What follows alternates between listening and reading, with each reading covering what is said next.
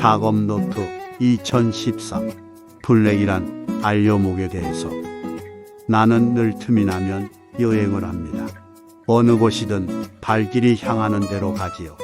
가는 길에 만나는 풍경이나 눈에 보이는 사물들의 소소한 것들이 내 그림의 소재가 됩니다. 길에 보이는 풀 한 포기, 작은 돌멩이 하나도 어느 순간에 아주 커다란 바위로 혹은 커다란 나무로 상상이 되어 그림으로 옮겨집니다. 엄밀히 보면 실물에서 영감을 얻어 조형적으로 해석해 가면서 거기에 색을 입히지요. 그 색 또한 여행을 통해 영감을 얻습니다. 오래된 건물의 벽이나 지붕을 덮은 긴 세월 비바람에 씻겨 맨살을 드러내고 퇴색되어 파래졌대 묻은 기괴한 색들에서 결코 오만하지 않은 깊고 겸손한 색을 보게 됩니다. 이러한 자연적인 환경에서 생성된 색의 감성을 인공적인 안료로 표현한다는 것이 사실 많은 어려움이 있습니다. 작업을 구상하다 보면 무엇을 그려야 할 때보다는 어떻게 그리는가가 더 중요할 때가 있습니다.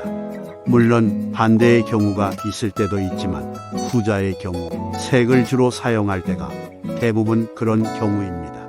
전통적인 재료를 한국화 화가들이 주로 사용하는 목은 참나무를 태워 그 얼음으로 만드는 검은 안료로서 돌을 곱게 갈아 만든 벼루에 물을 붓고 목을 갈아서 사용합니다. 화선재는 당나무 껍질을 벗겨서 물에 삶아 만드는데 화학 재료는 전혀 들어가지 않은 자연 재료들입니다. 동양에서는 아주 오래전부터 사용되어 온 긴 역사를 가지고 있으며 이 재료들을 사용하여 시문과 미술 등 전통적 예술로 숭화된 문화적 감성과 정서의 상징물이라 할 수 있습니다.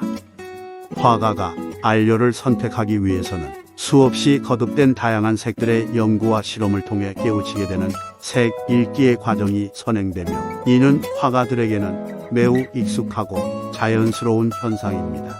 자연적 색감을 찾아내려는 노력에 있어서 현존하는 안료로는 자연 환경에서 느끼는 다양한 색감을 정확히 표현하기가 가능하지 않다는 점을 깨닫게 되면서 자신의 한계를 알게 됩니다. 그러면서 늘 자연에 가까운 색을 재현하고자 하는 욕망으로 연구와 실험을 계속합니다. 이러한 과정을 통해 얻어지는 결과로 작품들의 특정한 색에 대한 주관적인 견해나 추상적인 의미를 부여하기도 합니다. 나아가 실험을 통해 깨우치게 되는 것은 블랙의 감성이 자연에 가장 가깝다는 점을 알게 되는 것입니다. 흔히 사람들은 검은색에 대해 부정성, 불길함 등 좋지 않은 이미지를 가지고 있는 경우가 많습니다.